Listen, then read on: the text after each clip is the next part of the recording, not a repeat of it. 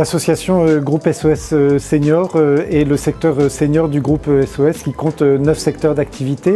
Notre association est née en 2013 de la reprise de deux grosses associations, deux associations importantes en Lorraine qui étaient Alpha Santé et Hospitalor. Groupe SOS Senior est d'ailleurs le nouveau nom de l'association Hospitalor. Nous sommes une association à but non lucratif, non fiscalisée, gestionnaire aujourd'hui à janvier 2022 de 111 établissements et services pour personnes âgées et personnes handicapées vieillissantes aussi, dont 70 EHPAD, 10 résidences autonomie, bientôt 12, et aussi 5 services de soins infirmiers à domicile. Notre siège social est à Metz, avec des directions métiers qui regroupent 70 personnes.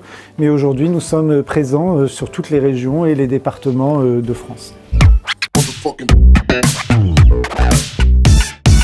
L'ambition de notre association Groupe SOS Senior est de sanctuariser une offre d'hébergement accompagné pour personnes âgées et personnes handicapées vieillissantes qui soit à la fois de qualité et en même temps accessible au plus grand nombre.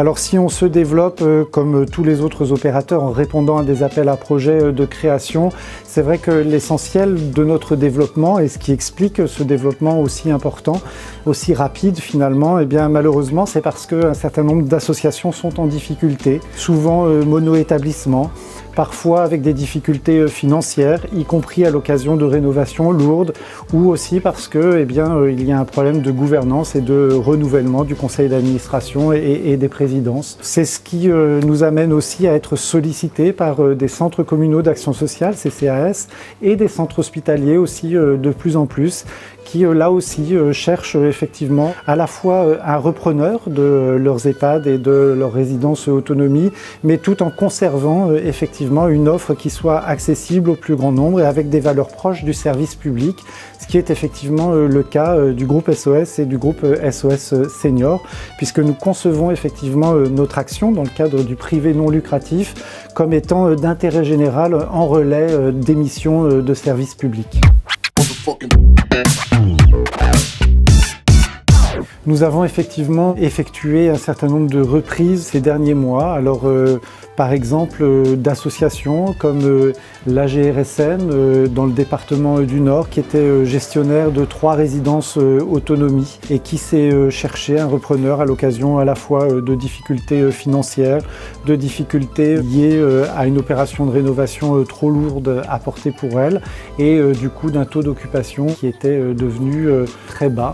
Et donc ils ont pris le temps de se chercher un repreneur associatif qui avait les mêmes valeurs qu'eux et donc ils nous ont mis en concurrence avec d'autres repreneurs potentiels et c'est finalement nous qui avons été choisis.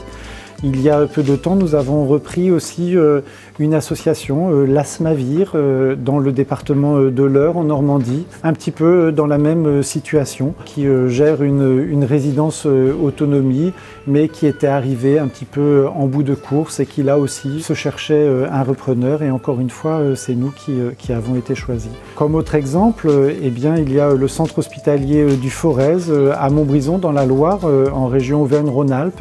Là, c'est un centre hospitalier qui cherchait un partenaire privé à but non lucratif pour la reprise de leur EHPAD de 209 lits et sa reconstruction complète avec une opération là aussi immobilière un peu trop lourde à porter pour le centre hospitalier.